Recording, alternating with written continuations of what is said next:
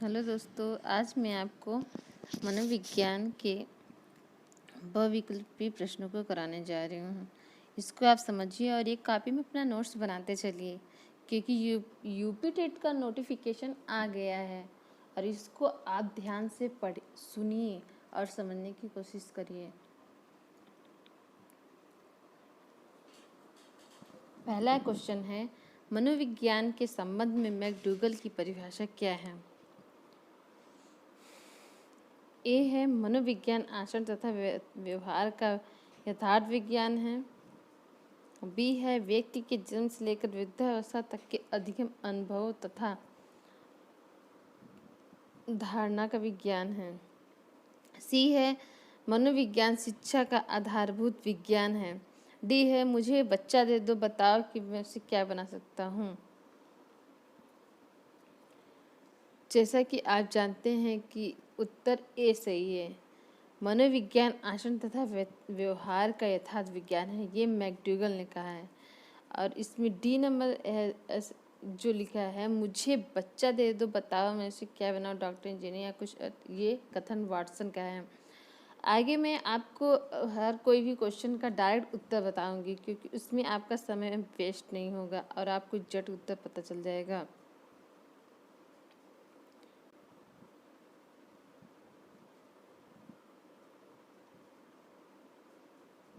निम्नलिखित में से गेस्टाल्ट का जन्मदाता किसे कहा जाता है? उत्तर है मैक्स वर्देमर को। क्वेश्चन है, पावलोव के सिद्धांत को स्टिमुलस द्वारा कौन सी मशीन बताती है? हॉफमैन। प्रश्न है 4, शिक्षा मनोविज्ञान व्यक्ति के जन्म से लेकर वृद्धावस्था तक सीखने का अनुभव का वर्णन की व्याख्या किसने की? उत्तर है क्रो एंड क्रो ने। क्वेश्चन क्या है, शिक्षा मनोविज्ञान व्यक्ति के जन्म से लेकर वृद्धावस्था तक सीखने के अनुभव का वर्णन तथा व्याख्या है, यह कथन है क्रो एंड क्रो का। प्रश्न 5, शिक्षा के द्वारा मानव व्यवहार में परिवर्तन किया जाता है तथा मानव व्यवहार का अध्ययन ही मनोविज्ञान कहलाता है, यह कथन किसका है? उत्तर है ब्राउन का। प्रश्न है, मानव व्यवहार एवं अनुभव के क्षेत्र में प्रयोग शिक्षा मनोविज्ञान कहलाता है, यह कथन किसका है? स्किनर का। प्रश्न 7, शिक्षा मनोविज्ञान शैक्षिक विकास के क्रमिक अध्ययन है, यह कथन किस मनोवैज्ञानिक का है? उत्तर है J.M. स्टीफन। प्रश्न है, शिक्षा मनोविज्ञान शैक्षिक परिस्थितियों के मनोविज्ञान पक्षों का अध्ययन है, यह कथन किस मनोविज्ञान का है? उत्तर है ट्रो। फ्रेंड्स, आप इसको एक कॉपी में नोट्स बनाते चलिए, क्योंकि फिर आपको टाइम नहीं रहेगा आगे। प्रश्न नंबर 9, शिक्षा की प्रक्रिया पूर्णतः मनोविज्ञान की कृपा पर निर्भर है, यह कथन किस मनोविज्ञानी का है? उत्तर है डी, B.N. झा का। प्रश्न नंबर 10, शिक्षा मनोविज्ञान शैक्षिक परिवेश में व्यक्ति के विकास का व्यवस्थित अध्ययन है, यह कथन किस मनोविज्ञानी का है? उत्तर है D.S.S. चौहान का। प्रश्न 11, शिक्षा मनोविज्ञान की औपचारिक आधारशिला कब रखी गई? उत्तर है 1889।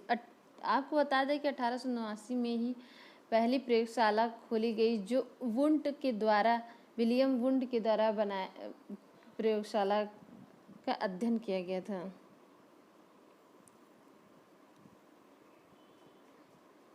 प्रश्न नंबर 12, शिक्षा में किसी भी प्रयास को औपचारिक आधारशिला सन 1889 में रखी गई, किसके प्रयास से? स्टैनली हॉल के प्रयास से रखी गई। प्रश्न नंबर 13, शिक्षा मनुष्य की क्षमताओं का स्वाभाविक प्रगतिशील तथा विरोधहीन विकास है, यह परिभाषा किस मनोविज्ञानी की है? उत्तर है पेस्टोलॉजी की। प्रश्न 14, शिक्षा मनुष्य की क्षमताओं का विकास है जिसकी सहायता से वह अपने वातावरण पर नियंत्रण करता हुआ अपनी संभावित उन्नति को प्राप्त करता है। यह परिभाषा किस शिक्षा शास्त्री की है? उत्तर है जॉन डीवी।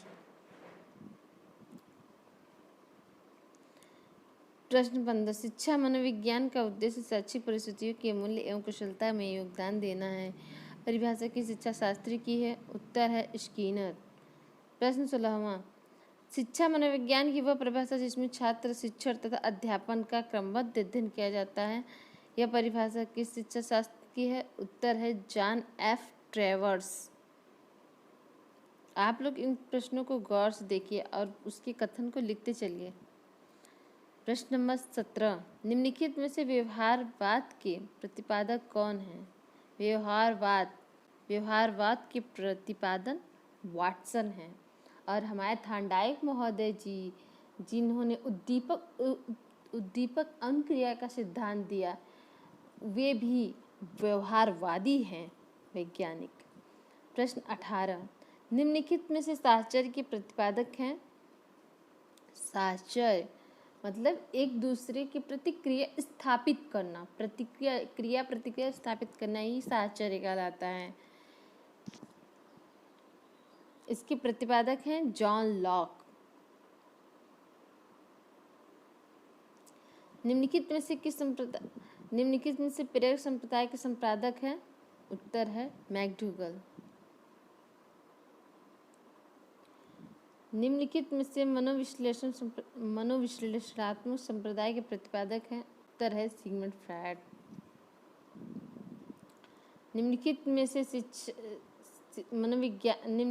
शिक्षा मनोविज्ञान के अध्ययन के क्षेत्र हैं? पहला, बालक के वंशानुक्रम एवं वातावरण का अध्ययन। बी, बालक के विकास की अवस्थाओं का अध्ययन। सी, अधिगम क्रियाओं का अध्ययन। उपयुक्त सभी बाल मनोविज्ञान के अध्ययन क्षेत्र हैं।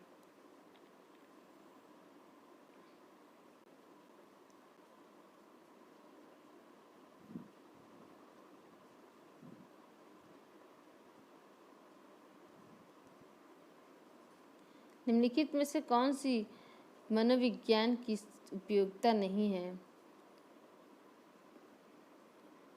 तो शिक्षा मनोविज्ञान अध्यापकों को विद्यार्थियों की विशेषताएं उनके विकास प्रदान करता है। ये तो सही है। बी, शिक्षा मनोविज्ञान अध्यापक को विद्यार्थियों की व्यक्तिगत विभिन्नता को समझने में प्रदान करता है। ये भी सही है। सी, शिक्षा मनोविज्ञान अध्यापक को उचित अध्यापन विधि के चयन में सहायता नहीं करती। ये गलत है। डी, शिक्षा मनोविज्ञान अध्यापक को विद्यार्थियों के मूल्यांकन करने में सहायता प्रदान करती है। ये भी सही है। अतः हमारा उत्तर सी होगा। प्रश्न नंबर 23, निम्नलिखित में से अधिगम को प्रभावित करने वाले कारक हैं? उत्तर है सी, भूख।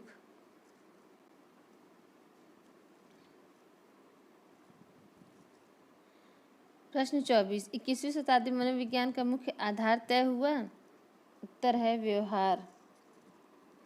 प्रश्न 25, निम्नलिखित में से वाटसन मनोविज्ञान किस अवधारणा को मानने वाले थे? उत्तर है व्यवहार। यह कथन किसने कहा कि मुझे कोई भी बालक दे दो, मैं उसे जो जिस दिशा में चाहूँ उस इच्छित दिशा में मोड़ सकता हूँ? यह कथन किसका है? वाटसन का। निम्नलिखित में से 1912 में किस संप्रदाय का प्रतिपादन हुआ? उत्तर है गेस्टाल्ट संप्रदाय का। प्रश्न 28, वुडवर्थ के अनुसार अंतर्दृष्टि किस प्रकार की दृष्टि होती है? बी, पूर्व दृष्टि होती है। प्रश्न नंबर 29, निम्नलिखित में से चिंपैंजियों पर प्रयोग किसके द्वारा किया गया? उत्तर है सी, कोहलर के द्वारा। प्रश्न 30, कोहलर द्वारा चिंपैंजियों पर किया गया प्रयोग संबंधित था। डी, उपयुक्त सभी, सूक्ष्म दृष्टि से, अंतर्दृष्टि और सूक्ष्म दोनों से। कोहलर ने अपना प्रयोग वन मनुष्यों पे किया। इन्होंने थोड़ी दूर पे केले लटका दिए और अपने आसपास छड़ी बिखेर दिए और तब बंदरों ने अपनी सूझ से छड़ी को छड़ी में जोड़ के और उस केलों को प्राप्त किया। और यही सूझ की दृष्टि या अंतर्दृष्टि का सिद्धांत कहा जाता है, या इसे दृष्टि का भी सिद्धांत कहा जाता है। प्रश्न नंबर 31, निम्नलिखित में से कार्ल रोजर्स द्वारा सिद्धांत प्रतिपादक किया गया। उत्तर है अंतर्दृष्टि सिद्धांत, सूझ सिद्धांत, उपयुक्त सभी। ए, पर्यावरणीय सिद्धांत। कार्ल रोजर्स के द्वारा कौन सा सिद्धांत दिया गया? पर्यावरणीय सिद्धांत।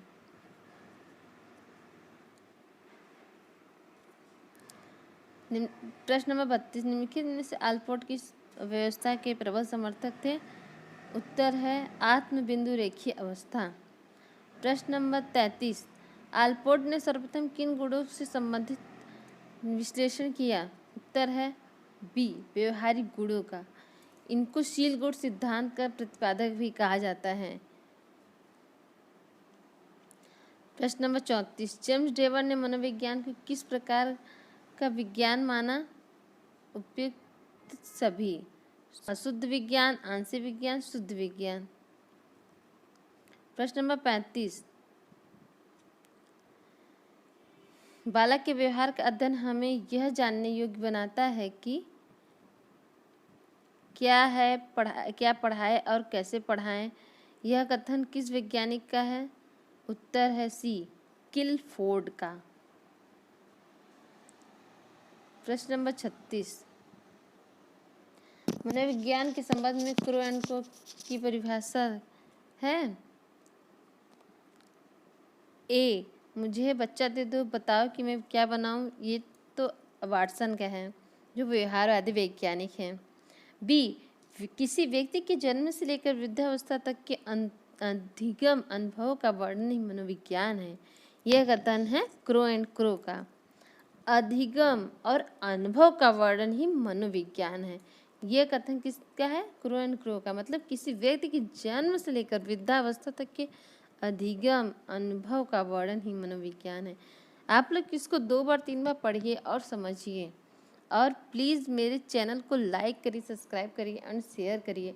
मैं आप लोग के लिए ही ये वीडियो बना रही हूँ, और इसमें जो भी कमियाँ होगा आप मुझसे कमेंट कर सकते हैं। धन्यवाद।